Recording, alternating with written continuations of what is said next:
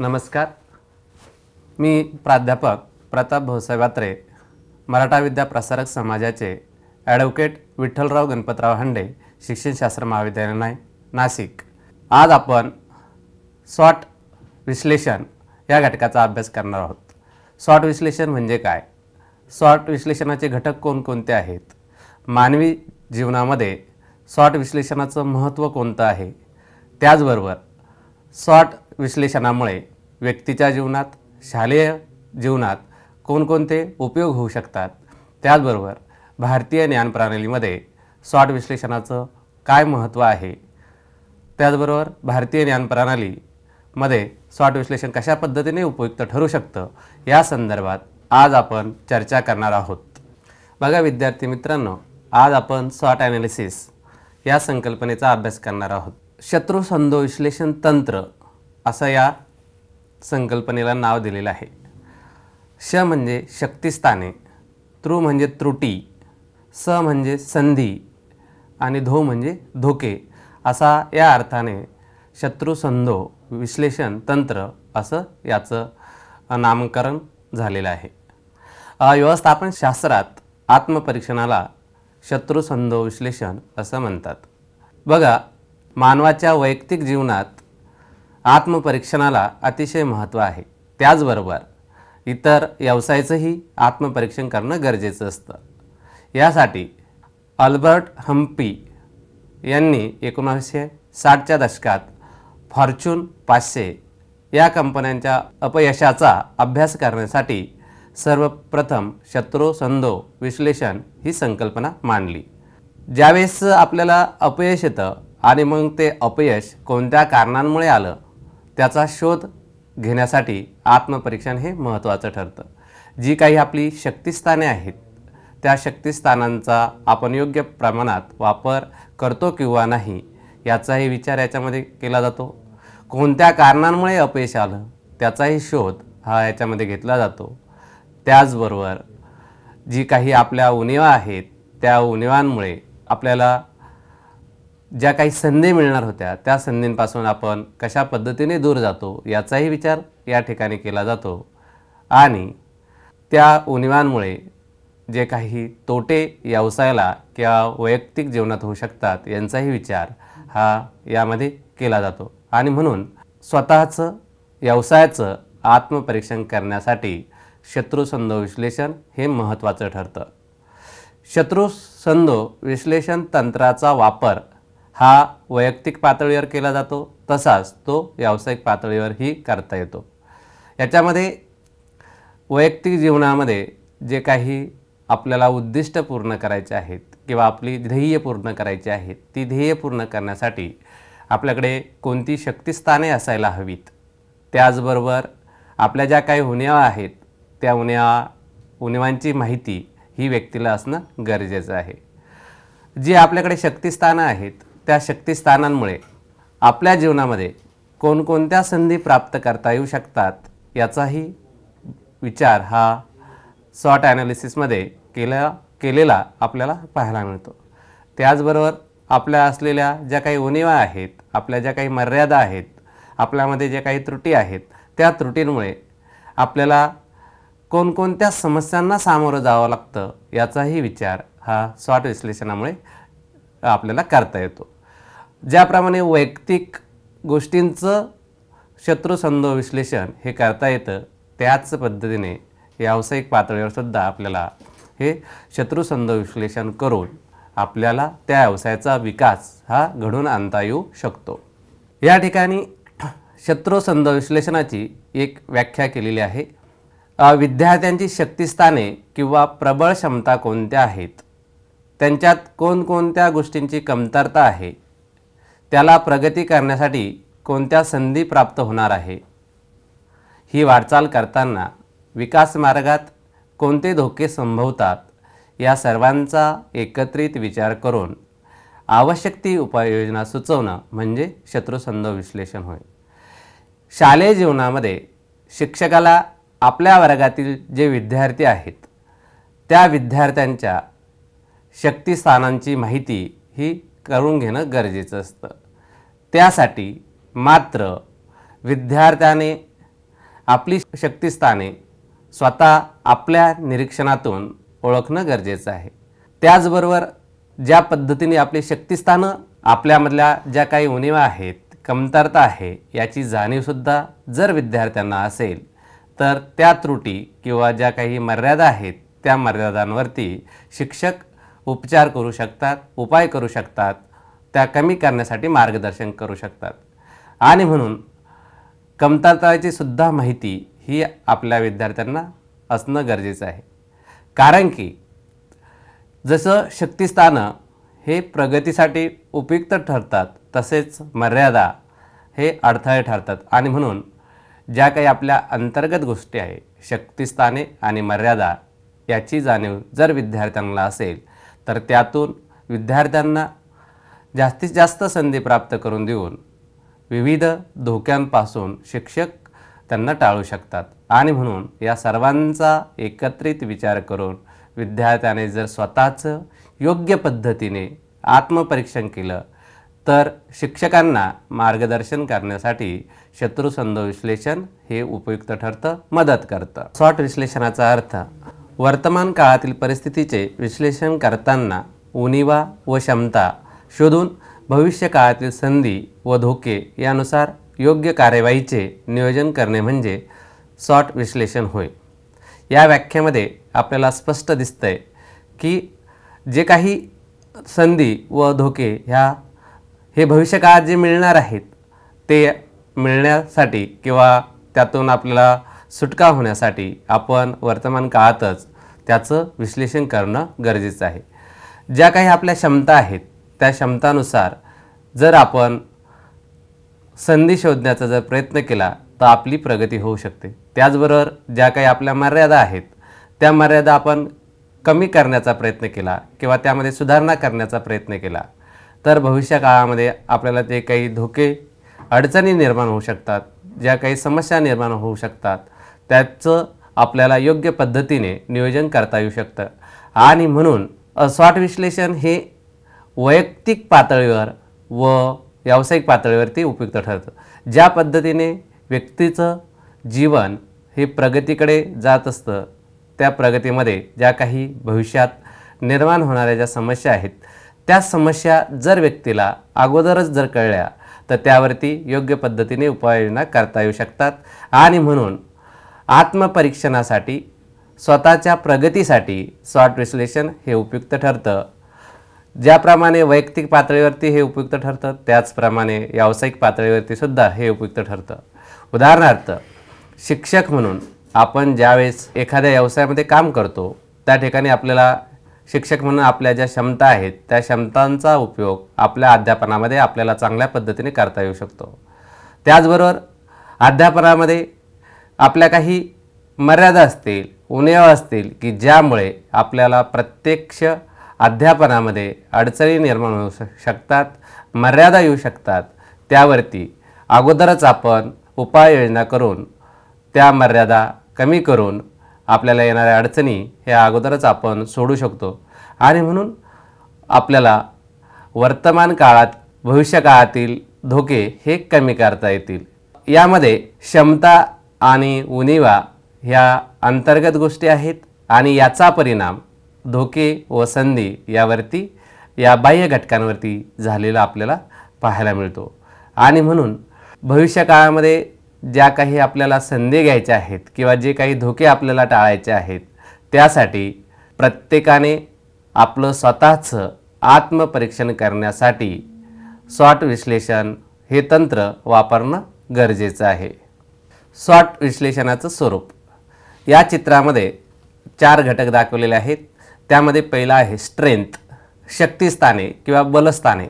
प्रत्येक व्यक्तीमध्ये स्वतःची अशी काही शक्तिस्थाने असतात, परंतु ही शक्तिस्थाने प्रत्येकाला आपल्याला शोधता यायला पाहिजेत, आपल्याला माहिती असणं गरजेचं आहे। प्रत्येक व्यक्तीमध्ये वेगवेगळी शक्तिस्थाने असतात आणि या शक्तिस्थानाचा आपल्याला वेगवेगळ्या ठिकाणी उपयोग होत असतो।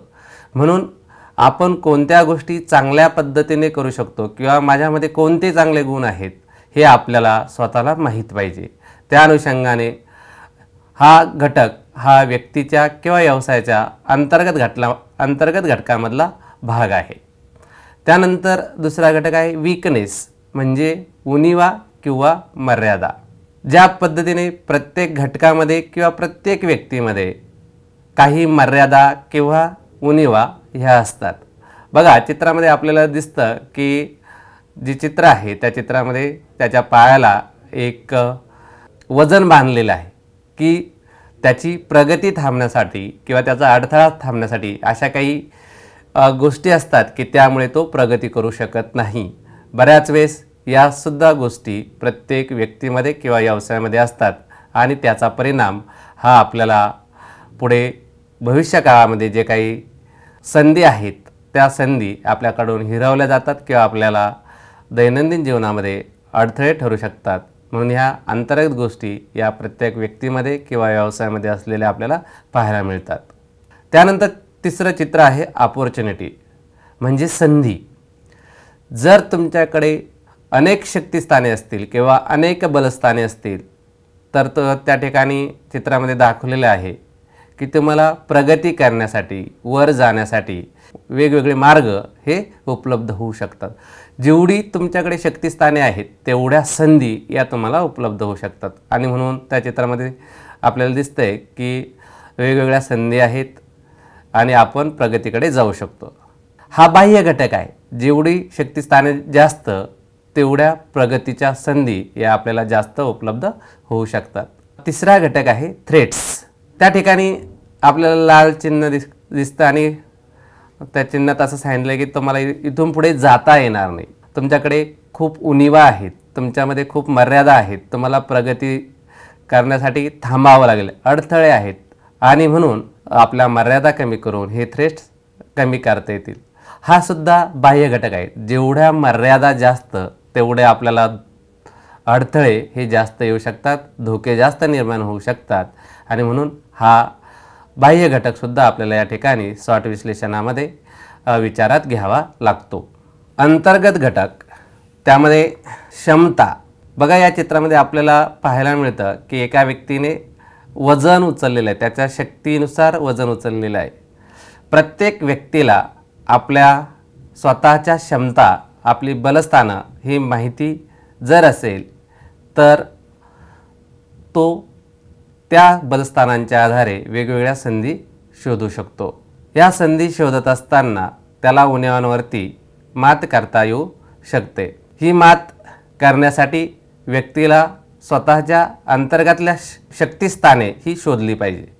उदाहरणार्थ, शिक्षक म्हणून माझ्याकडे कोणकोणती शक्तिस्थाने आहेत, त्यामध्ये माझं संवाद कौशल्य कसं आहे, शैक्षणिक साधन मी कशा पद्धतीने करू शकतो, विद्यार्थी शिक्षकांशी माझ्या आंतरक्रिया कशा पद्धतीने आहेत, या गोष्टींचा विचार शिक्षकाने जर केला तर त्याचा फायदा वर्गातील प्रत्यक्ष अध्यापनासाठी त्याला होऊ शकतो. आणि म्हणून क्षमता हा व्यक्तीच्या जीवनातला अंतर्गत घटक आहे. ज्या पद्धतीने व्यक्तीच्या जीवनामध्ये क्षमता असतात किंवा वेगवेगळ्या घटकांमध्ये क्षमता असतात, तसंच व्यवसायामध्ये त्यांच्या क्षमता असलेल्या आपल्याला पाहायला मिळतात.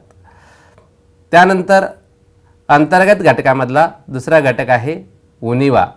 ज्या पद्धतीनं आपल्याला त्या व्यवसायामध्ये वेगवेगळ्या प्रकारच्या उणिवा पाहायला मिळतात, त्याचप्रमाणे व्यक्तीमध्ये सुद्धा वेगवेगळ्या प्रकारच्या उणिवा असलेल्या आपल्याला पाहायला मिळतात. या उणिवांचा परिणाम मात्र व्यक्तीच्या प्रगतीवरती, व्यवसायाच्या प्रगतीवरती नकारात्मक झालेला आपल्याला पाहायला मिळतो. आणि म्हणून या उणिवा कमी करण्याचा प्रयत्न हा शिक्षकाने करणं गरजेचं आहे. त्याचबरोबर व्यवसायामध्ये सुद्धा या उणिवा आपल्याला कशा पद्धतीने कमी करता येईल याचा विचार करणं गरजेचं आहे. कारण की याचा परिणाम मर्यादांवरती, धोक्यांमध्ये, समस्यांमध्ये, अडथळ्यांमध्ये होत असतो. मग या अंतर्गत घटकांचा बाह्य घटकावरती काय परिणाम होतो, तर बाह्य घटक आहे संधी, अपॉर्च्युनिटी. जेवढ्या क्षमता ह्या जास्त असतील तेवढ्या प्रगतीच्या संधी या जास्त मिळतात. व्यवसायाच्या संदर्भात आणि व्यक्तीच्या जीवनात ह्या संधी या वाढलेल्या आपल्याला पाहायला मिळतात. दुसरा घटक आहे थ्रेट्स, धोके. जेवढ्या व्यवसायामध्ये मर्यादा असतील, उणिवा असतील, क्षमता कमी असतील तेवढे धोके हे आपल्याला जास्त पाहायला मिळतात. आणि म्हणून या अंतर्गत घटकांचा बाह्य घटकांवरती व्यस्त प्रमाणात परिणाम झालेला आपल्याला पाहायला मिळतो. क्षमता जर जास्त असतील तर धोके कमी होतील, उणिवा जर जास्त असतील तर संधी या कमी मिळतील. आणि म्हणून हा विचार आपल्याला स्वॉट विश्लेषणातून मिळतो. प्रगतीसाठी प्रत्येकाने स्वतःचं आत्मपरीक्षण करण्यासाठी हे तंत्र अतिशय उपयुक्त असलेलं आपल्याला पाहायला मिळतं. स्वॉट विश्लेषणाचे घटक, त्यामधला पहिला घटक आहे क्षमता. जर आपल्याला स्वतःला आपल्या क्षमता जर समजून घ्यायची असतील तर या 5 प्रश्नांची उत्तरं ही अतिशय महत्त्वपूर्ण ठरतात. त्यामध्ये पहिला आहे, मी कोणत्या गोष्टी चांगल्या पद्धतीने करू शकतो. यातून आपल्याला आपल्या क्षमता या तपासता येतात. ज्यावेळेस व्यक्तिगत जीवनामध्ये मी या प्रश्नाचा विचार करतो, त्रयस्थ व्यक्ती ठरवू शकत नाही की माझ्यामध्ये कोणत्या क्षमता आहेत. ज्यावेळेस आपण प्रामाणिकपणे आपलं स्वतःचं मूल्यमापन करतो त्याच वेळेस आपल्याला आपल्यामधल्या क्षमता या ओळखता येऊ शकतात. उदाहरणार्थ, माझं संवाद कौशल्य चांगलं आहे, मी चांगल्या प्रकारचे शैक्षणिक साधनं वापरू शकतो, माझ्याकडे विद्यार्थ्यांच्या समस्या सोडवण्याचं, विद्यार्थ्यांना मार्गदर्शन करण्याचं कौशल्य आहे. अशा वेगवेगळ्या क्षमता या प्रत्येक शिक्षकांमध्ये वेगवेगळ्या असू शकतात. म्हणून व्यवसायामध्ये किंवा व्यक्तीमध्ये आपल्याकडे कोणत्या गोष्टी आपण चांगल्या पद्धतीने करू शकतो ह्या आपल्याला शोधता यायला पाहिजे. त्यातून आपल्याला आपल्या क्षमतांची जाणीवही होत असते. इतर व्यक्ती माझ्याकडील क्षमता म्हणून कोणत्या बाबींकडे पाहतात, हा दुसरा प्रश्न आहे. की माझ्याकडे अशा कोणत्या गोष्टी आहेत की ज्या इतरांकडे नाहीत आणि म्हणून लोक माझ्याकडे त्या गोष्टी म्हणून बघतात. उदाहरणार्थ, सगळेच लोक किंवा सगळेच व्यक्ती हे नेतृत्व करू शकत नाही, सगळेच व्यक्ती हे समस्या सोडू शकत नाही, सगळेच व्यक्ती हे प्रभावी व्यवस्थापन करू शकत नाही. तर मग समूहामध्ये माझ्याकडे अशा कोणत्या क्षमता आहेत की इतर व्यक्ती त्या क्षमता म्हणून माझ्याकडे बघतात, माझ्याकडून अपेक्षा करतात. याचंसुद्धा आपण मूल्यमापन करायला पाहिजे. वर्गामध्ये काही विद्यार्थी असे असतात की त्यांच्यामध्ये आत्मविश्वास चांगला असतो, विद्यार्थ्यांमध्ये एकत्रितपणा, एकता निर्माण करण्याचं कौशल्य असतं. असे काही गुण आपल्याकडे आहे किंवा नाही याचं मूल्यमापन हे आपण स्वतः करायला पाहिजे. की ज्यावेळेस इतर व्यक्ती वर्गामध्ये एखादा प्रश्न विचारला तर सगळ्यांना वाटतं की वर्गातला हुशार विद्यार्थी आहे, त्याने ते उत्तर द्यायला पाहिजे, म्हणजे हुशारी किंवा बौद्धिक क्षमता ही त्या व्यक्तीकडे जास्त आहे असं इतरांचं मत असतं. असं आपण आपलं स्वतःचं मूल्यमापन हे करायला पाहिजे. त्यातूनच आपल्याला आपल्या क्षमतांची माहिती ही होत असते. तिसरा प्रश्न आहे, माझ्या व्यक्तिमत्वातील जमेच्या बाजू कोणत्या आहेत. व्यक्तिमत्व हा खूप मोठा भाग आहे, परंतु समाजामध्ये ज्यावेळेस आपण दैनंदिन जीवन जगत असतो त्यावेळेस हे दैनंदिन जीवन जगत असताना आपल्याला स्वतःला माहिती असलं पाहिजे की आपण समाजातील कोणकोणत्या समस्या सोडवू शकतो. माझं वर्तन चांगलं आहे, माझा पोशाख चांगला असतो, माझ्याकडे समाज आदर्श म्हणून ज्या ज्या गोष्टींकडे बघतो त्या सगळ्या ह्या माझ्या व्यक्तिमत्वाच्या जमेच्या बाजू असतात आणि त्याचा परिणाम हा माझ्या वर्तनावरती झालेला असतो.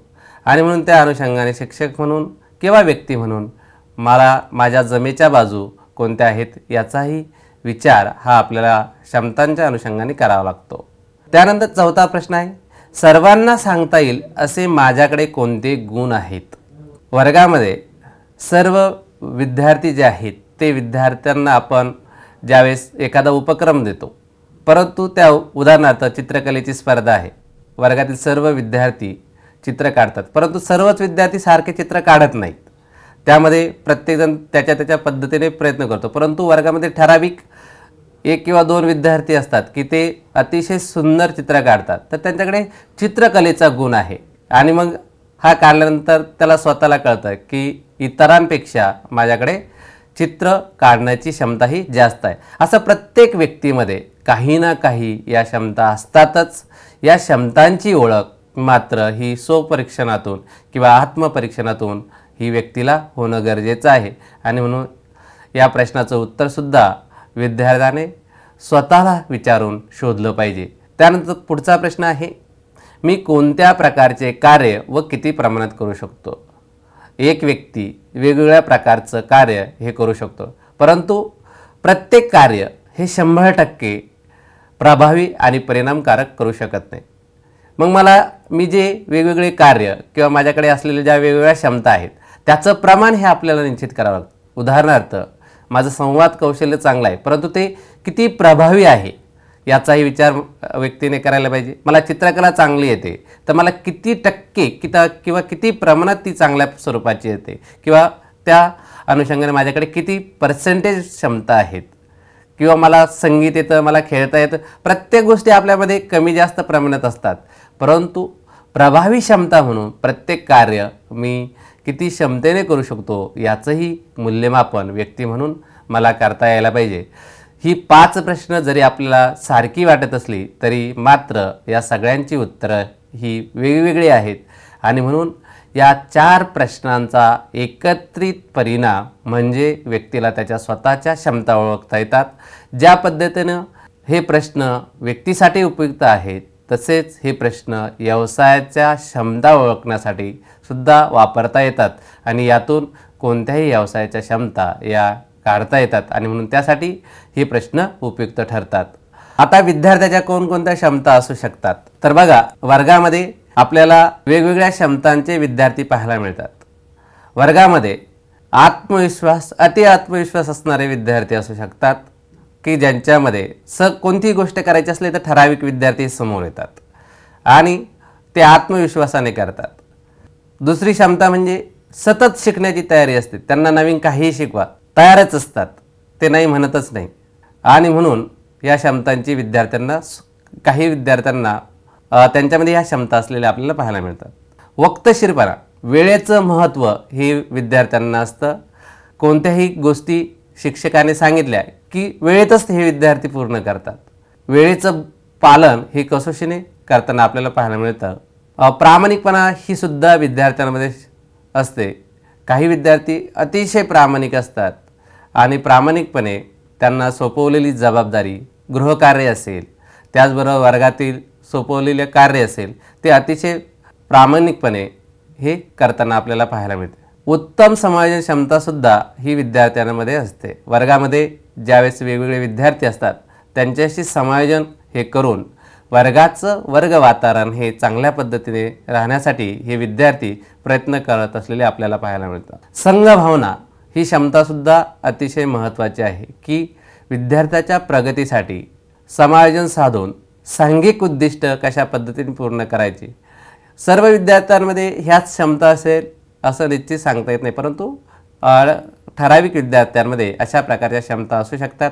श्रमप्रतिष्ठा असते, श्रमाला महत्त्व देणारे विद्यार्थी असतात, आणि म्हणून या काही क्षमता या समोर ठेवलेल्या आहेत. यापेक्षाही विद्यार्थ्यांमध्ये वेगवेगळ्या क्षमता असू शकतात. या क्षमतांचा उपयोग या विद्यार्थ्यांना त्यांच्या भावी प्रगतीसाठी होऊ शकतो, भावी संधी मिळवण्यासाठी होऊ शकतो.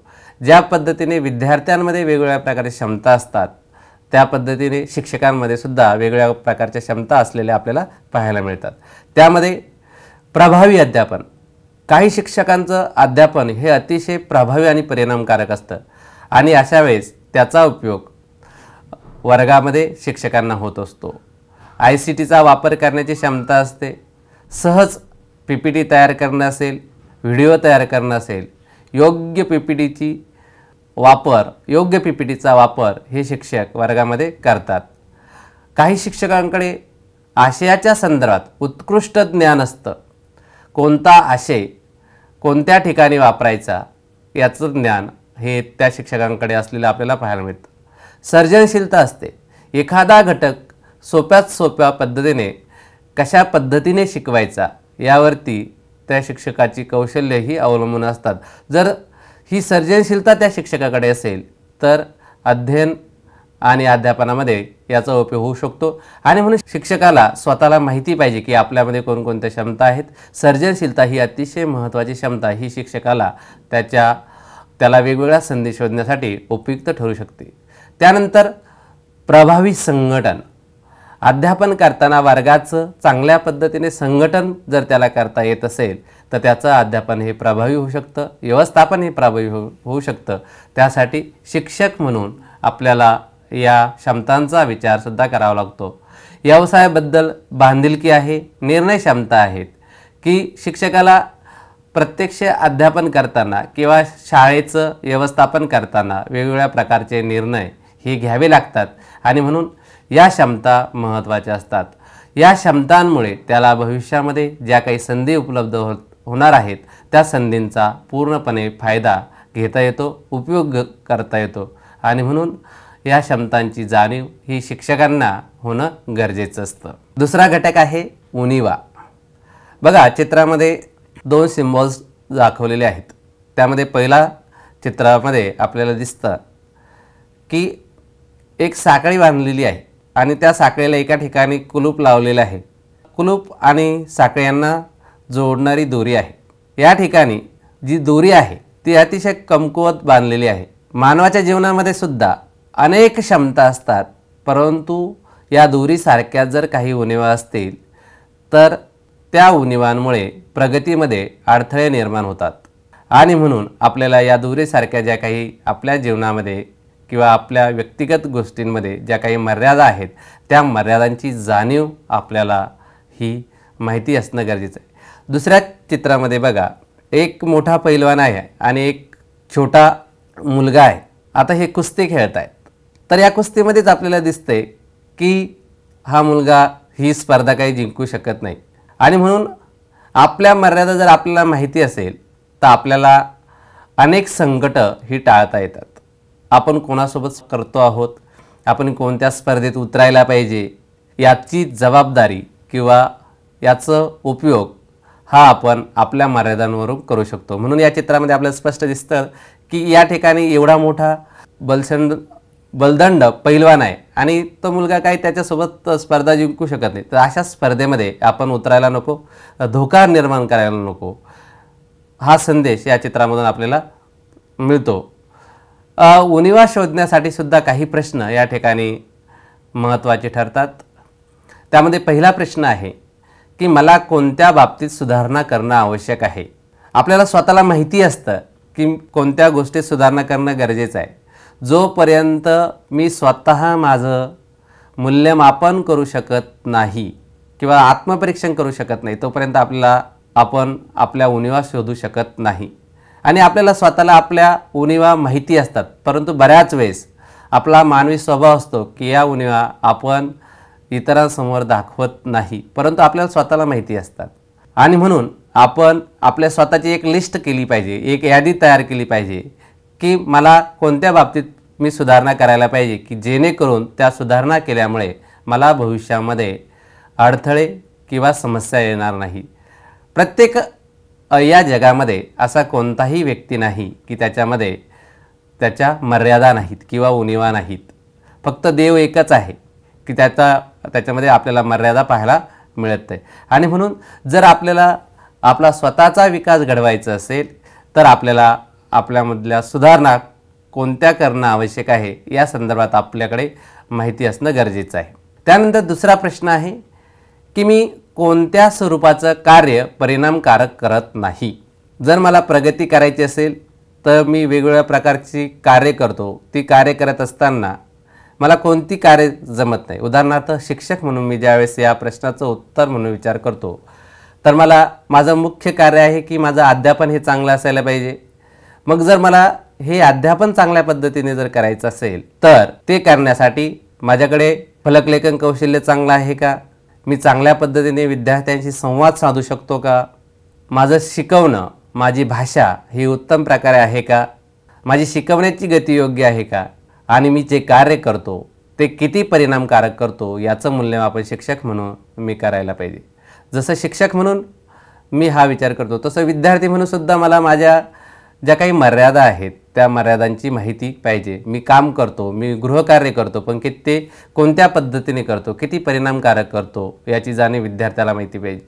जसं व्यक्तीला मर्यादा माहिती पाहिजे तसंच ज्यावेळेस आम्ही व्यवसायाचं स्वॉट ॲनालिसिस करतो त्यावेळेस व्यवसायासुद्धा आपल्याला मर्यादा जर माहिती असतील तर त्या मर्यादा कमी करून आपल्याला त्या व्यवसायाची प्रगती करता येते आणि म्हणून या गोष्टी आपल्याला माहिती असणं गरजेचं आहे। त्यानंतर प्रश्न क्रमांक 3, मी कोणत्या गोष्टी टाळणं गरजेचं आहे।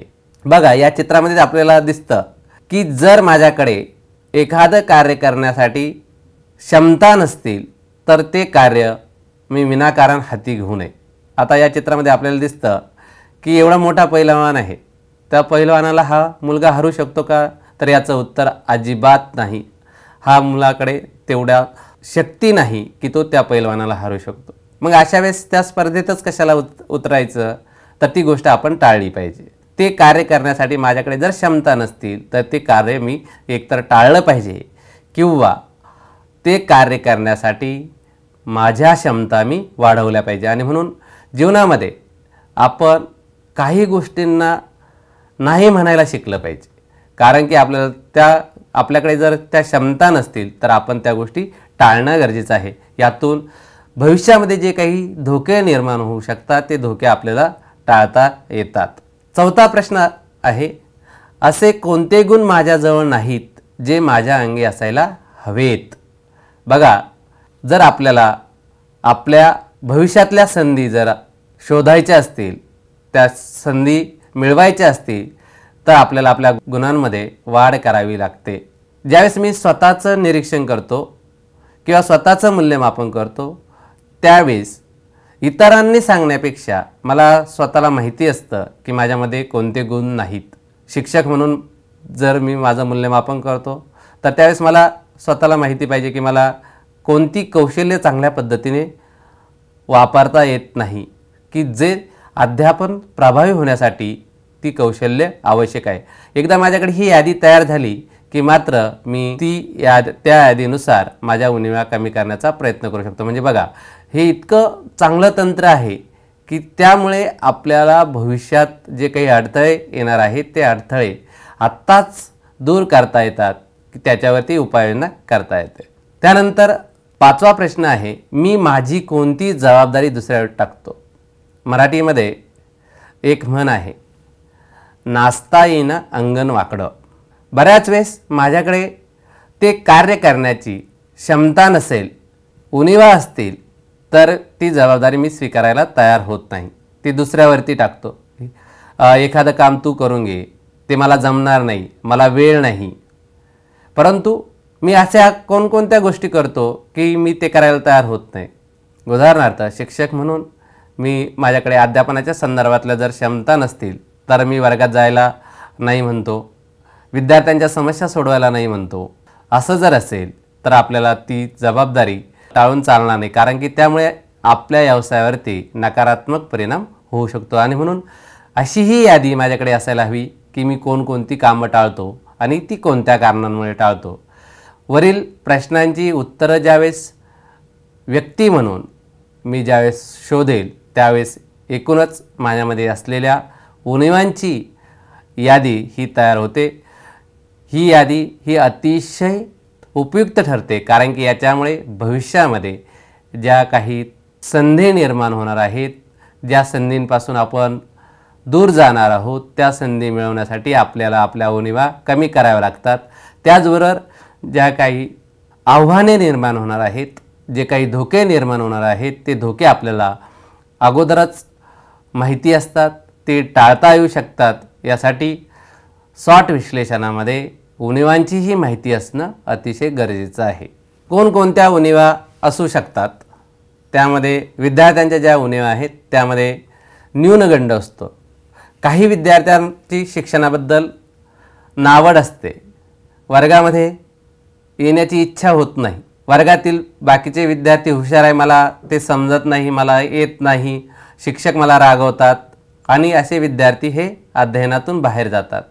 अध्ययनाबाबत त्यांच्यामध्ये नावड असते, निर्माण होते, बेशिस्तपणा वाढतो, वक्तशीरपणा राहत नाही, प्रामाणिकपणा राहत नाही, कोणतेही काम करायची तयारी दर्शवत नाही, कठीण विषयाबाबत उदासीनता असते, नवीन घटक शिकायला तयार होत नाही, नको ते शिकणं, अशी त्यांची भूमिका असलेली आपल्याला कामचुकारपणा वाढतो, वेळेत काम करत नाही, वेळेचं कोणतंच महत्त्व त्यांना असत नाही, दिलेला गृहपाठ वेळच्या वेळी करत नाही, जबाबदारीने वर्गामध्ये वागत नाही, वर्ग व्यवस्थापनामध्ये वेगवेगळ्या प्रकारचे अडथळे निर्माण करतात, समायोजन क्षमता त्यांच्यामध्ये नसते. असे अनेक उणिवा ह्या विद्यार्थ्यांमध्ये असू शकतात आणि त्यामुळे याचा परिणाम हा त्यांना वेगवेगळ्या प्रकारच्या अडथळ्यांना सामोरं जावं लागतं, वेगवेगळ्या समस्यांना सामोरं जावं लागतं आणि म्हणून आपल्याला वर्गामधल्या विद्यार्थ्यांच्या उणिवा शिक्षक म्हणून जर माहिती असतील तर आपल्याला त्या उणिवा कमी करण्यासाठी मार्गदर्शन हे करता येतं.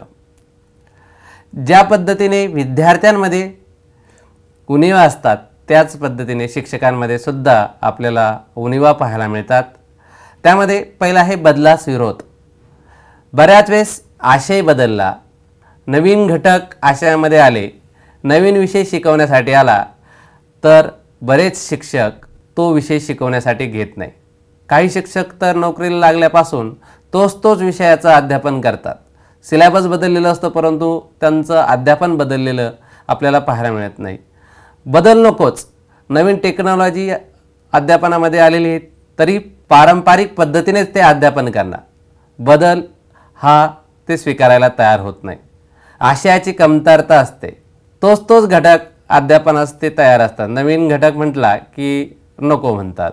सहकार्य करायला तयार होत नाही. त्यांच्यामध्ये सहकार्य वृत्तीचा अभाव असतो. शिक्षणामध्ये जे काही नवीन विचार प्रवाह येत आहेत त्या नवीन विचार प्रवाह आत्मसात करायला ते तयार होत नाही. नकारात्मक दृष्टिकोन अगोदरच तयार झालेला असतो.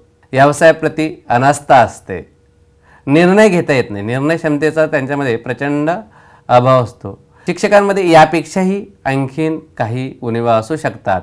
या उणिवांचा मात्र शिक्षकाला भविष्य काळामध्ये वेगवेगळ्या संकटांना सामोरं जावं लागतं.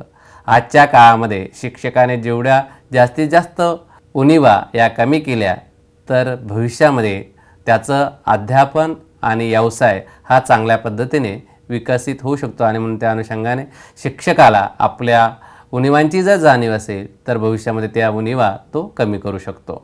संधी हा बाह्य घटक आहे. इथे सुद्धा काही प्रश्न हे मी विचारलेले आहेत. आपण आपल्या क्षमतांचा वापर करून काय करू शकतो?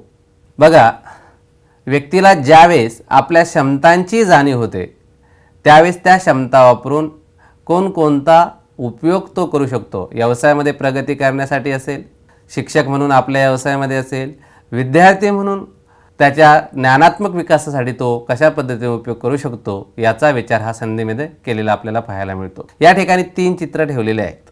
जर तुमच्याकडे क्षमता जर जास्त असतील तर तुम्हाला प्रगतीसाठी वेगवेगळे मार्ग उपलब्ध होतील. या ठिकाणी 1 नंबरचं चित्र आहे. त्या ठिकाणी सगळी रेती आहे आणि त्या रेतीवरती चावी पडलेली आहे. म्हणजे तुमच्याकडे जर क्षमता असतील तर तुम्हाला संधी मिळवण्याची जी चावी आहे ती वरचेवर पाहायला मिळेल, लवकर सापडेल आणि तुम्हाला त्या संधीचा उपयोग करून घेता येईल. या अनुषंगाने त्या चित्राचा उपयोग आपल्याला त्या ठिकाणी केलेला आहे. दुसरं चित्र आहे त्या ठिकाणी प्रगतीची सीडी आहे. जेवढ्या तुमच्याकडे क्षमता जास्त असतील तेवढं तुम्हाला लवकर प्रगतीकडे जाता येईल. प्रगतीची साधने तुमच्याकडे उपलब्ध असतील आणि म्हणून ते चित्र त्या ठिकाणी लावलेलं आहे. त्यानंतर तिसरं चित्र आहे की त्या ठिकाणी तो माणूस पुढे जात आहे. पुढे जाण्यासाठी त्याच्याकडे वेगवेगळे पर्याय उपलब्ध आहे. जर तुमच्याकडे जर संधी जास्त असतील, जर तुमच्याकडे क्षमता जास्त असतील तर तुम्हाला प्रगतीकडे नेणारे अनेक मार्ग उपलब्ध असतील आणि म्हणून आपल्याला या क्षमतांचा उपयोग आपल्या प्रगतीसाठी कशा पद्धतीने करता येईल याचा विचार हा स्वॉट विश्लेषणामध्ये केला जातो. निर्णय प्रक्रियेमध्ये माझ्या क्षमतांचा मी कसा वापर करू शकतो? व्यक्तीला जीवन जगत असताना, प्रगती करत असताना त्याच्याकडे जर जास्त क्षमता असतील तर त्या क्षमतांचा उपयोग तो निर्णय प्रक्रियेमध्ये देऊ शकतो किंवा घेऊ शकतो. बऱ्याच वेळेस निर्णय प्रक्रियेमध्ये जर व्यक्तीकडे जर क्षमता नसतील तर त्याला निर्णय घेताना बराच वेळ खर्च करावा लागतो. त्याचबरोबर योग्य निर्णय घेताना बरेच अडथळे निर्माण होतात आणि म्हणून क्षमता जेवढ्या जास्त असतील तेवढ्या निर्णय प्रक्रियेमध्ये त्याचा जास्त उपयोग करून घेता येतो आणि पटकन लवकर निर्णय घेता येतात. माझ्या उणिवांमुळे मला संधी शोधताना कोणत्या समस्या येतील? ज्या पद्धतीने क्षमतांचा आपण संधी मिळवताना विचार केलेला आहे त्याच पद्धतीनं उणिवांचा सुद्धा संधी मिळवताना उपयोग आपल्याला करता येतो. माझ्या उणिवा मला कोणत्या कमी केल्या तर मला संधी मिळू शकतात. याचा विचार या ठिकाणी केलेला आहे। आणि त्यासाठी ज्या संधी मला मिळणार नाही तर त्या कोणत्या कारणांमुळे मिळणार नाही याचा एकदा मी शोध घेतला की उणिवांचं रूपांतर क्षमतांमध्ये कसं करता येईल, हा विचार प्रगतीसाठी अतिशय महत्त्वाचा आहे, लक्षात घ्या। जोपर्यंत मी माझ्या उणिवांचं रूपांतर हे क्षमतांमध्ये करत नाही तोपर्यंत मला अनेक संधी ज्या आहेत त्या उपलब्ध होऊ शकत नाही। आणि म्हणून जो शेवटचा प्रश्न आहे त्या प्रश्नाचा उत्तरामध्ये आपल्याला ज्या आपल्या उणिवा आहेत त्यांचं रूपांतर हे क्षमतांमध्ये जर आपण केलं तर आपल्याला भविष्यामध्ये वेगवेगळ्या प्रकारच्या संधी या उपलब्ध होऊ शकतात। आणि म्हणून प्रत्येक व्यक्तीने आपल्या प्रगतीसाठी आपल्या उणिवांचं रूपांतर हे क्षमतांमध्ये कशा पद्धतीने करता येईल याचा विचार करायला पाहिजे। व्यवस्थापन जर आपल्याला प्रभावी करायचं असेल, परिणामकारक करायचं जर असेल तर आपल्या व्यवस्थापनामधल्या ज्या काही उणिवा आहेत त्या उणिवा आपण दूर करून त्याचं रूपांतर जर क्षमतांमध्ये केलं तर आपल्याला आपलं व्यवस्थापन हे प्रभावी आणि परिणामकारक करता येऊ शकतं। विद्यार्थ्यांना त्यांच्या क्षमतानुसार कोणकोणत्या संधी उपलब्ध होऊ शकतात। विद्यार्थ्यांमध्ये जर आत्मविश्वास असेल तर जास्त आत्मविश्वास असणारे विद्यार्थी हेच वेगवेगळ्या सहशालेय कार्यक्रमांमध्ये सहभागी होतात। त्यांच्याकडे आत्मविश्वास प्रचंड असतो। कोणतंही काम करायचं म्हटलं की हे मुलं समोर असतात आणि ते वेगवेगळ्या कार्यक्रमांमध्ये सहभागी होतात। शाळेमध्ये ज्या वेगवेगळ्या विविध स्पर्धा असतात अशा विविध स्पर्धा परीक्षांमध्ये हे विद्यार्थी समोर आलेले आपल्याला पाहायला मिळतात। त्याचबरोबर वर्गातील जे हुशार विद्यार्थी असतात अशा विद्यार्थ्यांना शिक्षक इतर विद्यार्थ्यांना मार्गदर्शन करण्याची संधी ही उपलब्ध करून देतात। विद्यार्थ्याकडे श्रमप्रतिष्ठा असेल, प्रामाणिकपणा असेल, काम करण्याची सचोटी असेल, समायोजन असेल, अशा विद्यार्थ्यांना भविष्यामध्ये वेगवेगळ्या प्रकारच्या शिष्यवृत्ती मिळवण्याची संधी ही उपलब्ध होत असते। त्याचबरोबर उच्च शिक्षणाच्या संधीसुद्धा या विद्यार्थ्यांना आपल्या क्षमतांमुळे उपलब्ध होऊ शकतात। अशा अनेक संधी आहेत की जेवढ्या तुमच्याकडे क्षमता जास्त तेवढ्या तुम्हाला भविष्यामध्ये विद्यार्थी म्हणून संधी या उपलब्ध होत असतात। आणि म्हणून वेगवेगळ्या संधीचा उपभोग घेण्यासाठी, ती संधी मिळवण्यासाठी आपण आपल्या क्षमता या वाढवल्या पाहिजेत। विद्यार्थ्यांनी आपल्या क्षमता या वाढवल्या पाहिजेत। ज्या पद्धतीने विद्यार्थ्यांना क्षमतांमुळे संधी प्राप्त होतात त्याचप्रमाणे शिक्षकांनासुद्धा या संधी मिळत असतात। जर शिक्षकांकडे समायोजन क्षमता असेल, नाविन्य स्वीकारण्याचं त्यांच्याकडे क्षमता असेल तर आवडीनुसार कार्यभार हा त्या शिक्षकांना मिळतो। कोणतंही काम करायचं म्हटलं तर काही शिक्षक ते अतिशय आवडीने करतात आणि आवडीने केलेलं काम हे 100% यशस्वी होत असतं। आणि त्यामुळे प्रत्येक कामामध्ये त्यांना इंटरेस्ट निर्माण होतो, अभिरुची निर्माण होते। ज्या शिक्षकांकडे संधी जास्त असतात अशा शिक्षकांना शासनाच्या दरबारात असलेले उत्कृष्ट शिक्षक पुरस्कार हे मिळू शकतात। पदोन्नतीच्या संधी या मिळत असतात।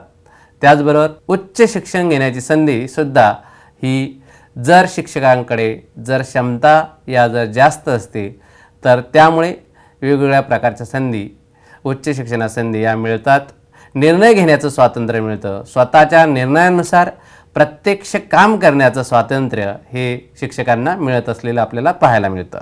माझ्या उणिवांमुळे कोणते धोके निर्माण होऊ शकतात? बघा या ठिकाणी सिम्बॉल दिलेला आहे, स्टॉप, थांबा। जर माझ्यामध्ये जर अनेक उणिवा असतील तर मला कार्य हे चांगल्या पद्धतीने करता येत नाही।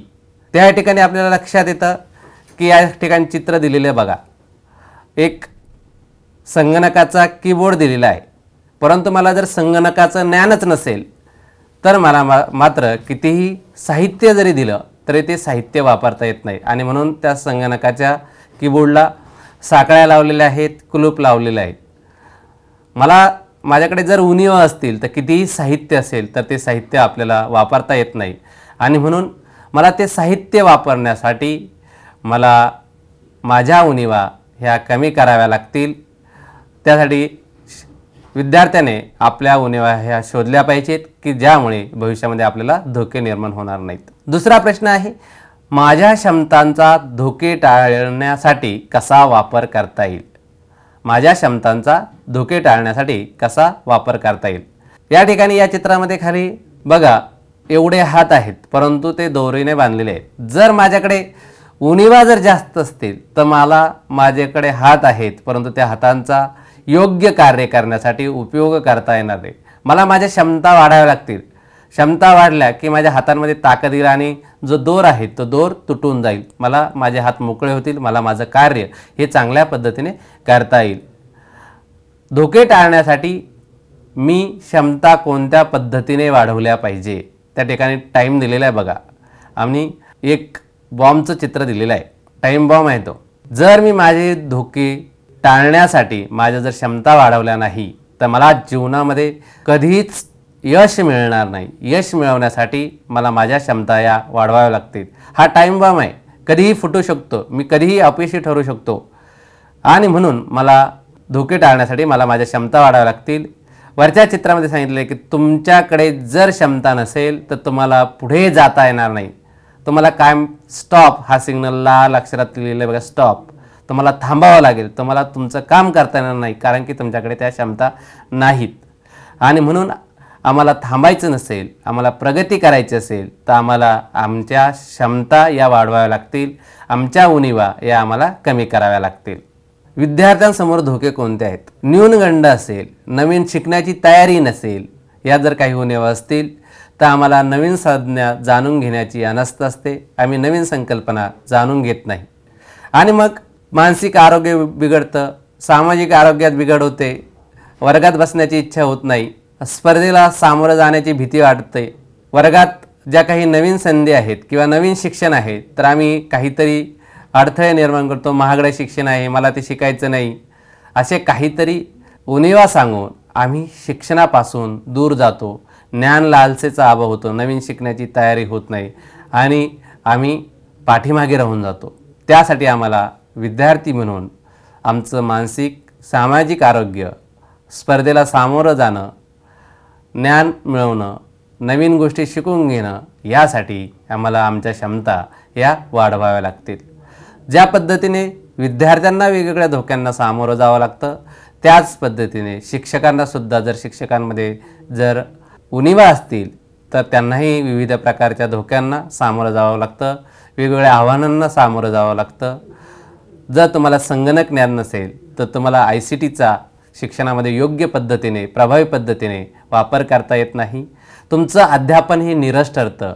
तुम्हाला काही येत नाही म्हणून तुमच्यावरती निर्णय लादले जातात, विद्यार्थी तुम्हाला स्वीकारायला तयार होत नाही आणि एकूणच तुम्हाला व्यवसायामध्ये अशा वेगवेगळ्या आव्हानांना सामोरं जावं लागतं। त्यासाठी ही आव्हानं कमी करण्यासाठी आपण आपल्या उणीवा कमी करून जास्त क्षमता कशा पद्धतीने निर्माण करता येतील याचा विचार शिक्षकाने करायला हवा। हे SWOT विश्लेषण प्रतिमान आहे। वरच्या बाजूला अंतर्गत घटक आहे क्षमता आणि उणीवा आणि डाव्या बाजूला बाह्य घटक आहे संधी आणि धोके।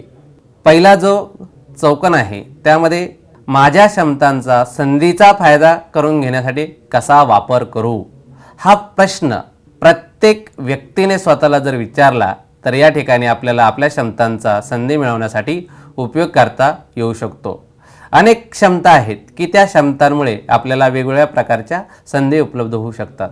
उदाहरणार्थ माझ्याकडे वक्तृत्वाची क्षमता चांगली आहे तर त्या वक्तृत्वाचा उपयोग मी वेगवेगळ्या भाषणांमध्ये वेगवेगळ्या ठिकाणी व्याख्याता म्हणून करू शकतो। त्यानंतर दुसरा कॉलम आहे उणीवा आणि संधी। संधीचा फायदा करून घेण्यासाठी मला अडथळा ठरणाऱ्या उणीवांवर कशी मात करता येईल, अतिशय महत्त्वाचा प्रश्न आहे, लक्षात घ्या। जर तुम्हाला प्रगती करायची जर असेल, तुम्हाला भविष्यातल्या संधी मिळवायच्या जर असतील तर त्यासाठी तुम्हाला तुमच्या ज्या उणीवा आहेत त्या उणीवा कमी करण्यासाठी त्याच्यावरती उपचार हे करावे लागतील, त्याचा सराव करावा लागतील, तरच तुमचे ते अडथळे दूर होऊ शकतात। या ठिकाणी आपल्याला ज्या काही उणीवा आहेत या ठिकाणी आपण आपल्या उणीवा आणि त्यामुळे अडथळा ठरणाऱ्या संधी आपण त्या ठिकाणी नोंदवल्या तर आपल्याला एक चांगलं त्याच्यावरती उपाय सुचू शकतात। त्यानंतर धोके आणि क्षमतांचा जो चौकोन आहे त्या ठिकाणी माझ्या क्षमतांचा वापर संभाव्य धोके टाळण्यासाठी कसा करता येईल, लक्षात घ्या। काही क्षमता अशा आहेत की भविष्यामध्ये जे काही धोके निर्माण होणार आहेत ते धोके टाळण्यासाठी आपल्याला त्या क्षमतांचा उपयोग करता येऊ शकतो। उदाहरणार्थ, शिक्षकांकडे जर ICT वापराचं ज्ञान जर चांगलं असेल, ICT वापराची क्षमता जर असेल, तर आता भविष्यामध्ये सगळं अध्यापन प्रक्रिया ही ICTवर आधारित असणार आहे आणि ज्या शिक्षकांकडे ICT वापरण्याचं ज्ञान नाही अशा लोकांना ती क्षमताही वाढवून घ्यावी लागणार आहे, तरच त्यांना हे धोके टाळता येतील, हे आव्हान झेलता येईल।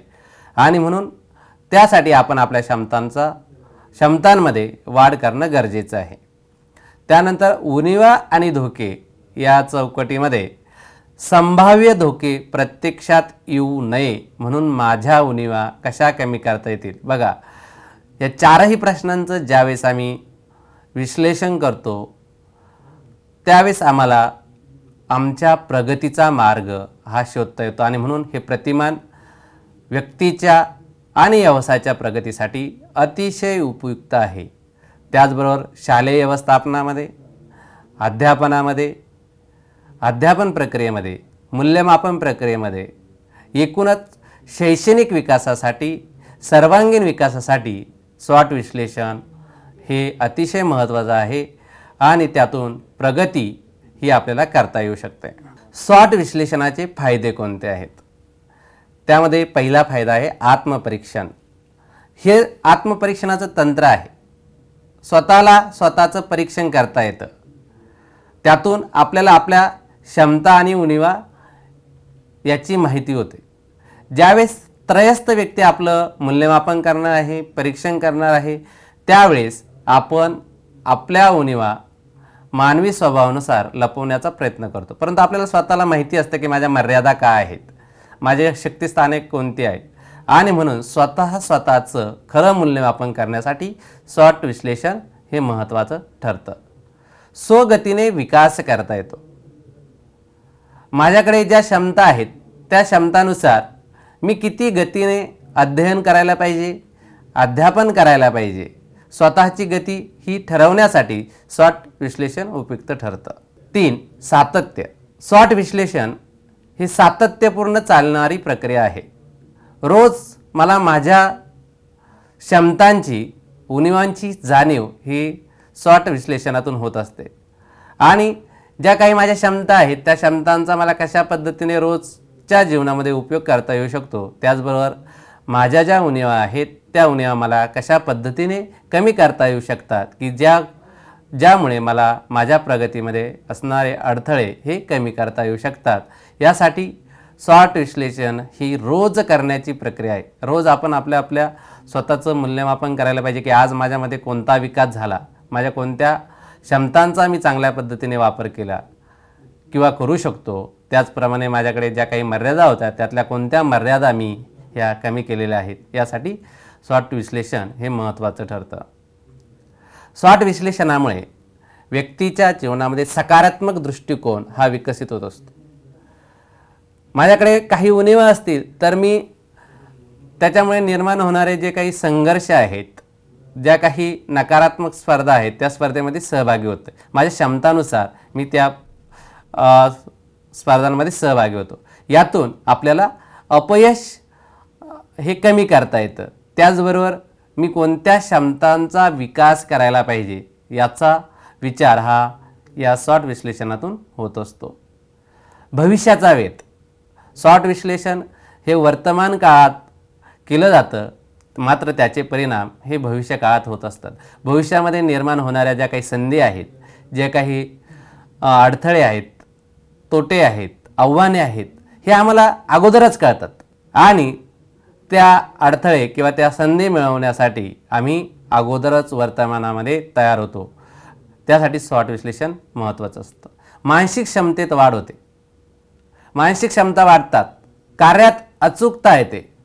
कोणतं कार्य आपण अचूक करू शकतो, कारण की स्वॉट विश्लेषणामध्ये क्षमतांमध्ये मी एक प्रश्न विचारला होता की जे कार्य मी करतो ते कार्य करताना ते कार्य किती प्रमाणात करू शकतो।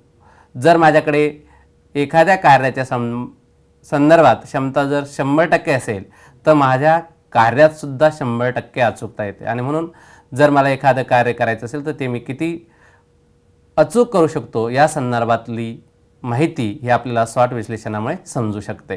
शत्रुसंध विश्लेषणाचे शालेय व्यवस्थापनातील महत्त्व. त्यामध्ये शालेय सामर्थ्याचा शोध.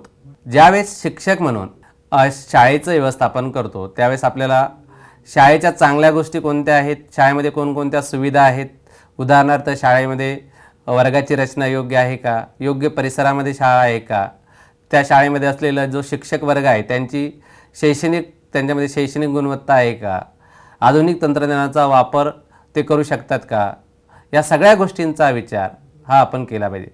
शाळेतील जी बलस्थानं आहेत ते बलस्थानांचा उपयोग हा शैक्षणिक व सर्वांगीण प्रगतीसाठी आपल्याला कशा पद्धतीने करून घेता येईल या दृष्टिकोनातून व्यवस्थापक म्हणून मला शाळेच्या ज्या काही स्ट्रॉंग गोष्टी आहेत, स्ट्रॉंग म्हणजे जी शाळेचे काही बलस्थान आहेत, शक्तिस्थान आहेत, त्याचा शाळेच्या विकासासाठी, शालेय व्यवस्थापन प्रभावी होण्यासाठी कशा पद्धतीने उपयोग करून घेता येईल यासाठी शत्रुसंध विश्लेषण किंवा स्वॉट ॲनालिसिस उपयुक्त ठरतं.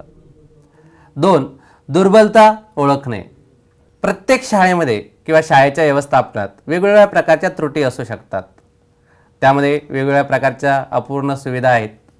विद्यार्थी संख्येनुसार वर्गामध्ये बैठक व्यवस्था नाही, पिण्याच्या पाण्याची सोय नाही, शिक्षकांची कमतरता आहे, त्यानंतर अध्यापनाची वेगवेगळं साहित्य उपलब्ध नाही, अशी काही दुर्बलता असेल तर त्या दुर्बलतेमुळे आपल्या शाळेची जी गुणवत्ता आहे त्या गुणवत्तेला कोणत्या प्रकारचे अडथळे ठरतात आणि त्या दुर्बलतेमुळे होणारे कोणते परिणाम आहेत याचा विचार हा शत्रुसंध विश्लेषणामध्ये केला जातो.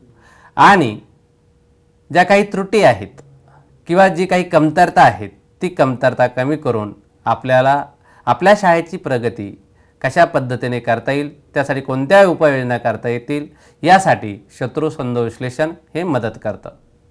संधीचा लाभ. शाळेच्या असलेल्या ज्या काही क्षमता आहेत त्या क्षमतांचा नवीन शैक्षणिक धोरणे राबवताना कोणत्या ठिकाणी उपयोग करून घेता येऊ शकतो. त्याचबरोबर जी शासनाची जी वेगवेगळी अनुदाने आहेत ती अनुदाने कशा पद्धतीने मिळवता येऊ शकतात, वेगवेगळ्या औद्योगिक सहकार्य कशा पद्धतीने मिळवता येऊ शकतं, आधुनिक तंत्रज्ञानाचा अवलंब यासारख्या संधी आपल्याला असलेल्या साधनांच्या आधारे किंवा असलेल्या क्षमतांच्या आधारे कशा पद्धतीने करून घेता येऊ शकतात याचा उपयोग किंवा याचा फायदा हे व्यवस्थापक म्हणून शत्रुसंध विश्लेषणामुळे करता येतो. भविष्यात शाळेच्या विस्तारासाठी आणि गुणवत्ता वाढीसाठीच्या संधी कोणत्या आहेत या गुणवत्तेमुळे आपल्याला ओळखता येतात. 4. आव्हाने ओळखणं.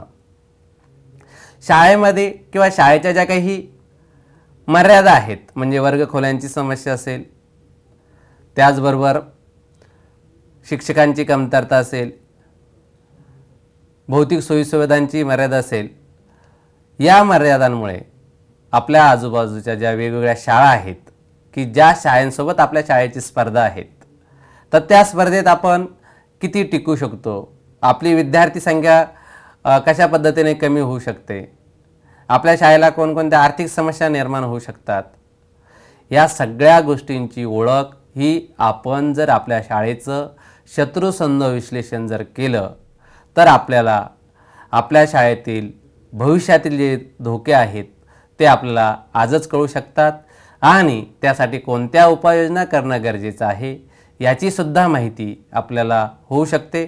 आणि म्हणून त्यासाठी शालेय व्यवस्थापन हे प्रभावी परिणामकारक होण्यासाठी शत्रुसंध विश्लेषण हे अतिशय महत्त्वाचं आहे.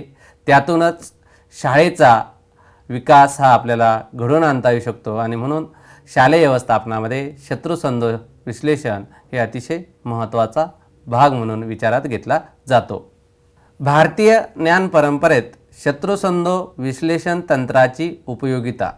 भारतीय ज्ञान परंपरेमध्ये राजकारण, युद्धनीती, कूटनीती आणि प्रशासनाच्या संदर्भात महत्त्वपूर्ण हे शत्रुसंध विश्लेषण असलेलं आपल्याला पाहायला मिळतं. आणि प्राचीन भारतीय ज्ञान परंपरेमध्ये आपल्याला या शत्रुसंध विश्लेषणाचा वेगवेगळ्या ठिकाणी उपयोग केलेला पाहायला मिळतो. अर्थशास्त्र व चाणक्य नीती. आचार्य चाणक्य यांनी शत्रूंच्या संधी आणि रणनीतीचं विश्लेषण करण्यास विशेष महत्त्व दिलेलं आपल्याला पाहायला मिळतं. राष्ट्र सुरक्षा आणि धोरणात्मक निर्णयामध्ये शत्रूंच्या हालचालींचा अभ्यास हा महत्त्वाचा मानला जातो. ज्यावेळेस राजेशाही व्यवस्था होती त्यावेळेस आपल्या राज्य चालवण्यासाठी आपल्या राज्याच्या कोणकोणत्या क्षमता आहेत या क्षमतांचा विचार केला जायचा आणि त्या क्षमतांचा राज्याच्या विकासासाठी उपयोग करून घेतला जायचा. त्याचबरोबर जे आपल्या आजूबाजूचे जे राज्य आहेत त्या राज्यांच्या कोणत्या क्षमता आहेत, त्याचबरोबर त्या राज्यांच्या कोणत्या उणिवा आहेत की त्या उणिवांचा आपण फायदा घेऊन त्या राष्ट्रांवरती आपण आक्रमण करू शकतो. म्हणजे बघा चाणक्यांनी सुद्धा मोठ्या प्रमाणात हे शत्रुसंध विश्लेषण त्या काळामध्ये केलेलं आपल्याला पाहायला मिळतं. 2. युद्धनीती आणि कौटिल्य सिद्धांत. भारतीय परंपरेतील विविध युद्धनीतीमध्ये शत्रूच्या युतीचे विश्लेषण करून योग्य कृती ठरवली जात होती. महाभारतात कृष्णाने युद्धात मित्र शत्रू यांची संधी ओळखून रणनीती आखली होती.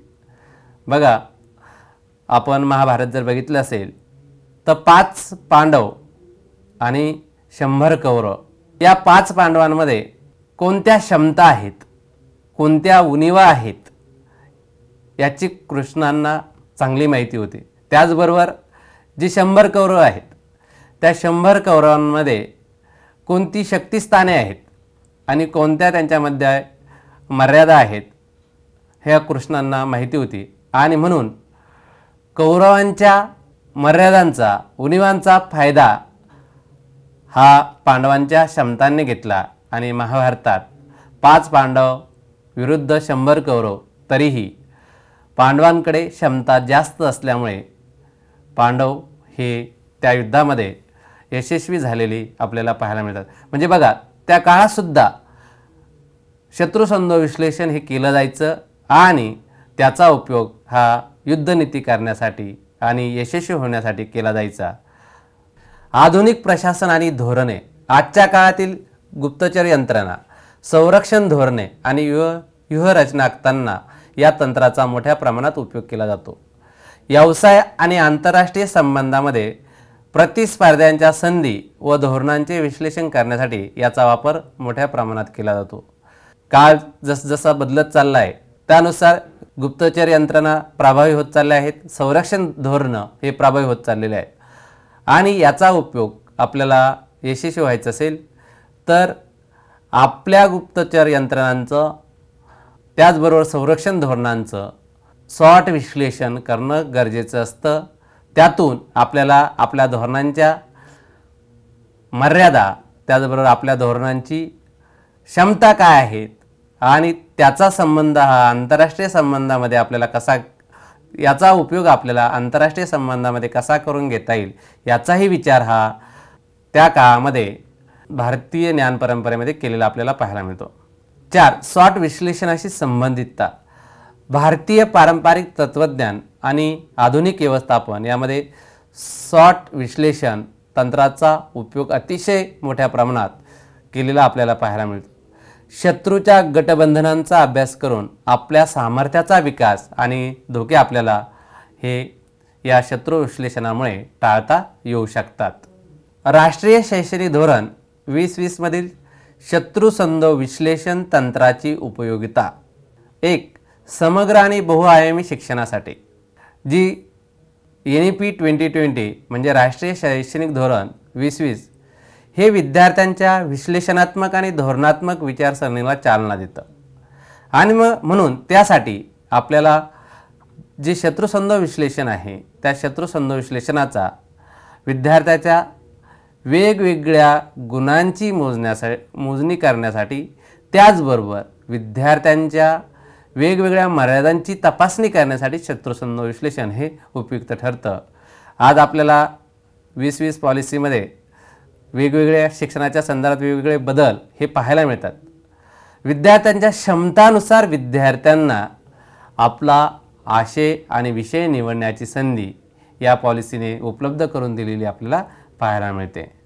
त्याचबरोबर विद्यार्थ्यांमध्ये असलेल्या ज्या काही मर्यादा आहेत त्या मर्यादांमुळे विद्यार्थी आपल्याला कोणत्या घटकाचं अध्यापन करायचं नाही, अध्ययन करायचं नाही, त्यानुसार ते निर्णय घेऊ शकतात. शत्रूंच्या संधी व धोरणांचे विश्लेषण करून इतिहास, राजकारणशास्त्र आणि आंतरराष्ट्रीय संबंधाच्या अभ्यासक्रमामध्ये या संकल्पनेचा आपल्याला उपयोग करता येतो. राष्ट्रीय सुरक्षा आणि धोरण निर्मिती शिक्षणात उपयोग. सामरिक अभ्यास वेगवेगळ्या प्रकारच्या योजना तयार करण्यासाठी, उदाहरणार्थ संरक्षण अभ्यासक्रम तयार करायचा आहे तर तो संरक्षणाच्या संदर्भातला अभ्यासक्रम तयार करताना आपल्याला त्यामध्ये कोणकोणत्या क्षमतांचा विकास करायचा आहे, ज्या काही आपल्या त्रुटी आहेत त्या त्रुटी आपण कशा पद्धतीने कमी करणार आहोत याचं मोजमाप हे SWOT ॲनालिसिसमुळे करता येऊ शकतं आणि त्यासाठी हे तंत्र अत्यंत उपयुक्त आहे. विद्यार्थ्यांना भारताच्या राष्ट्रीय सुरक्षेसाठी महत्त्वाच्या संकल्पना समजून घेण्यास यामुळे उपयोग होऊ शकतो. 3. व्यवस्थापन व नेतृत्व विकासासाठी योगदान. व्यवस्थापन शिक्षणात SWOT विश्लेषण शिकवले जाते कारण की शत्रुसंध विश्लेषण तंत्राशी व्यवस्थापन हे अतिशय सुसंगत आहे. जर आपल्याला कोणत्याही ठिकाणी विकास घडवून आणायचा असेल तर त्या ठिकाणचं व्यवस्थापन हे महत्त्वाचं ठरतं. व्यवस्थापनाची जी वेगवेगळे कार्य आहेत त्यामध्ये तुमचं व्यवस्थापन असेल, संघटन असेल, निर्णय घेण्याच्या क्षमता असतील, संचालन असेल, हे कार्य करणारा जो घटक आहे तो कार्य करणाऱ्या घटकांमध्ये त्यांच्या क्षमता कशा आहेत, ते कार्य करताना त्यांच्यामध्ये कोणत्या उणीवा आहेत की जे केल्यामुळे व्यवस्थापन हे प्रभावी होऊ शकत नाही. तर या सगळ्या गोष्टींचा एकंदरीत विचार हा SWOT ॲनालिसिसमध्ये केलेला आपल्याला पाहायला मिळतो आणि विद्यार्थी स्पर्धात्मक बाजारातील संधी आणि धोके ओळखून आपला व्यावसायिक विकास कशा पद्धतीने घडवून आणू शकतात, निर्णय घेण्यासाठी त्याला कोणकोणत्या क्षमतांची गरज आहे, कोणत्या उणीवांमुळे तो निर्णय घेऊ शकत नाही, या सगळ्या गोष्टींची जाणीव ही SWOT ॲनालिसिसमुळे होत असते आणि म्हणून व्यवस्थापन आणि नेतृत्व विकासासाठी शत्रुसंध विश्लेषण हे महत्त्वाचं ठरतं. संशोधन आणि नवोपक्रम यासाठी उपयोग. भारत सरकारने नीती आयोग केलेला आहे. त्याचबरोबर सरकारी धोरण निर्मितीसाठी वेगवेगळे प्रकारचं SWOT विश्लेषण तंत्राचा आपल्याला उपयोग करता येऊ शकतो. जी काही नवीन संशोधनं करायची आहे त्यामध्ये कोणती संशोधनं करणं गरजेचं आहे, कोणती संशोधनं झालेली आहेत, आपल्याकडे संशोधनासंदर्भात कोणते कौशल्य लोकांमध्ये आहेत किंवा कोणत्या मर्यादा आहेत, कोणते नवीन उपक्रम आपण आखले तर आपल्या मानवाच्या क्षमता आहेत, आपल्या लोकशाहीमधील जे काही समाज आहे त्या समाजाचा क्षमता आपल्याला वाढवता येऊ शकतात. त्यासाठी आपल्याला कोणते नवोपक्रम घेता येऊ शकतात यासाठी आपण समाजाचं सुद्धा SWOT विश्लेषण हे करू शकतो. शिक्षण आणि संशोधन क्षेत्रात जागतिक स्तरावर भारताच्या स्थानाचं व्यूहरचनात्मक विश्लेषण करण्यासाठी हे तंत्र उपयुक्त ठरू शकतं. बऱ्याच वेळेस आपल्याला लक्षात येतं की आपण आपल्या स्वतःचं मूल्यमापन हे योग्य पद्धतीने करत नसल्यामुळे आपल्याला आपलं नियोजन हे चांगल्या पद्धतीने करता येत नाही आणि म्हणून चांगलं संशोधन, नवीन उपक्रम हे निर्माण करण्यासाठी SWOT विश्लेषण हे उपयुक्त ठरतं. आंतरराष्ट्रीय संबंध आणि कूटनीती शिक्षणात SWOT विश्लेषणाचं महत्त्व. भारताच्या परराष्ट्र धोरणासाठी आणि जागतिक स्तरावरील स्पर्धात्मक धोरणे समजण्यासाठी हे तंत्र उपयुक्त आहे. ज्यावेळेस आपण आंतरराष्ट्रीय संबंधाचा विचार करतो त्यावेळेस वेगवेगळ्या राष्ट्रांशी आपल्याला वेगवेगळ्या वस्तूंची आयात आणि निर्यात करावी लागते. आपल्याकडे ज्या वस्तूंची निर्मिती मोठ्या प्रमाणात आहे म्हणजे ज्या आपल्या क्षमता आहेत त्या क्षमतांचा वापर करून आपण इतर देशांना आपली साधने पुरवत असतो. जेवढ्या क्षमता आपल्याकडे जास्त तेवढी आपली निर्यात ही जास्त होते. जेवढी आपल्याकडे उणीवा जास्त तेवढ्या वस्तूंची आपल्याला आयात करावी लागते. म्हणजे ज्या वस्तू भारतामध्ये निर्माण करू शकत नाही अशा वस्तू या आपल्याला इतर देशांकडून आयात कराव्या लागतात आणि म्हणून त्याचा परिणाम आपल्याला परराष्ट्र धोरणामध्ये आपण कोणता डिसिजन घ्यायला पाहिजे किंवा कोणत्या देशाशी आपण चांगले संबंध ठेवायला पाहिजे, तर जे आपल्या उणिवा आहेत त्या उणिवा कमी करणारे जे देश आपल्याला मदत करू शकतात अशा देशाशी आपलं परराष्ट्र धोरण हे कायम चांगलं असेल तर आपल्याला आपल्या उणिवा, आपल्या ज्या मर्यादा आहेत त्या मर्यादा कमी करण्यासाठी त्या देशांचा उपयोग होऊ शकतो. आणि म्हणून जागतिक स्तरावरती जे काही आपले स्पर्धा करणारे देश आहेत त्यासाठी आपण आपल्या क्षमतांमध्ये जर वाढ केली तर आपण स्पर्धेमध्ये पुढे जाऊ शकतो.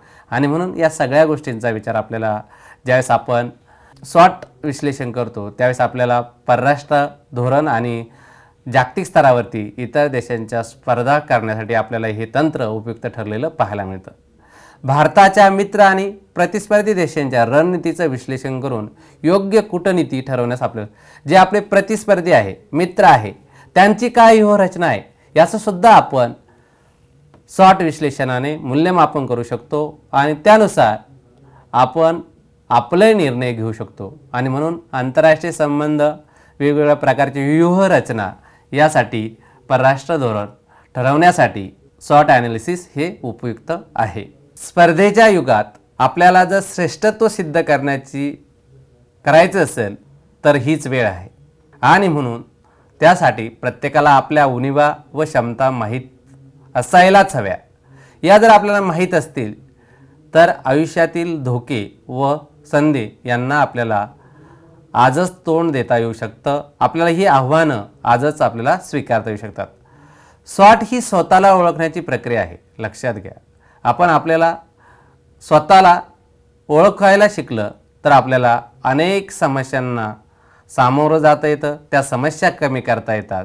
थोडक्यात SWOT ही एक भविष्यवेधक आणि वस्तुनिष्ठ क्षमता आहे जी आपले सामर्थ्य वाढवते, कमतरता दूर करते, वेळ निघून जाण्यापूर्वीच संधीचा पुरेपूर फायदा करून देते आणि संभाव्य अपयशापासून सावध करून त्याची तीव्रता कमी करते. त्यासाठी मानवाच्या विकासासाठी, मानवाच्या प्रगतीसाठी, त्याचबरोबर वेगवेगळ्या व्यावसायिक विकासासाठी शत्रुसंध विश्लेषण हे अतिशय महत्त्वाचं आहे. या तत्त्वाचा उपयोग प्रत्येक व्यक्तीने आपलं जीवन सुकर करण्यासाठी हा करायला हवा. अशा पद्धतीने आज आपण SWOT विश्लेषण म्हणजे काय, SWOT विश्लेषणाचे घटक कोणते आहेत, या घटकांचा उपयोग करताना मानवाला स्वतःचं मूल्यमापन कशा पद्धतीने करता येतं, त्याचबरोबर चांगलं जीवनमान जगताना आपण आपलं मूल्यमापन, आपलं स्वतःचं आत्मपरीक्षण करणं का गरजेचं आहे, शालेय जीवनामध्ये SWOT विश्लेषणाचं महत्त्व काय आहे, SWOT विश्लेषण केल्यामुळे व्यक्तीला त्याच्या जीवनामध्ये कोणते फायदे होतात, त्याचबरोबर ज्या व्यावसायिक संस्था आहेत त्या व्यावसायिक संस्थांचा विकास कशा पद्धतीने होतो, भारतीय ज्ञान प्रणालीमध्ये SWOT विश्लेषण कशा पद्धतीने उपयुक्त ठरू शकतं, त्याचप्रमाणे राष्ट्रीय शैक्षणिक धोरण 2020 मध्ये SWOT विश्लेषणाची उपयुक्तता काय आहे या घटकांचा आज आपण अभ्यास केला. धन्यवाद.